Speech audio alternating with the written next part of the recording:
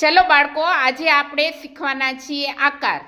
તમે આકારને ઓળખો છો ને? કયો આકાર છે? કયો આકાર છે? જો બધી બાજુ કેવો છે? લંબચોરસ. કયો આકાર છે? તમને આ જે બબલ્સ જેવું દેખાય છે એની અંદર કેવા કલર દેખાય છે? જાનીવાલી પીનાલા જેવા મેઘધનુષ રેનબો દેખાય છે ને?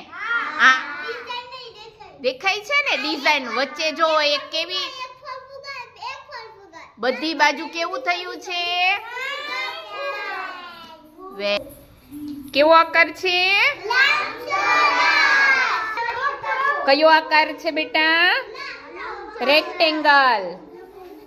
ઇંગ્લિશમાં કહેવાય રેક્ટેંગલ. શું કહેવાય? કેવો છે? પેલો આકાર જોયો એ કેવો હતો?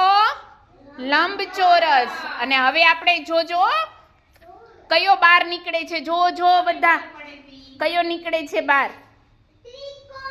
કયો નીકળો? કયો આકાર છે? બધી બાજુ 3 કોણ જેવા ખૂણા બને છે. ઉપર 3 બને, સાઈડમાં 3 બને, એની બાજુમાં 3 બને તો ત્રિકોણ. આ કયો કોણ છે? ત્રિકોણ. કયો આકાર છે? હજી ફરીને એકવાર જોઈ લ્યો. કયો છે? કયો છે? ત્રિકોણ. જો એની વચ્ચે કેવો પાર્ટ પડ્યો છે, તમે જોયું? બધી બાજુ કેવો ડાયમંડ જેવો દેખાય છે. દેખાય છે ને? હે ને? Good, very. ચલો, કયો છે? કયો નીકળો? કયો આકાર છે? બધી બાજુ કેવું છે? ચોરસ. કયું છે? ચોરસ.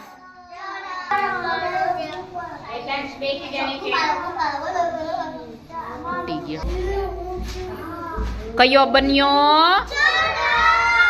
ચોરસ. કયો છે? ચોરસ. આપણે આકાર શીખ્યા ચોરસ, લંબચોરસ અને ત્રિકોણ. તો હવે કયા આકાર બાકી રહી ગયા? ગોળ. આ શું છે? હવે આ ગોળને આપણે થોડુંક દબાવીએ ને એટલે કેવું થઈ જાય ખબર છે? લંબગોળ. જો કેવું થઈ ગયું? તો કે થોડુંક લાંબુ છે, એકદમ પરફેક્ટ ગોળ નથી.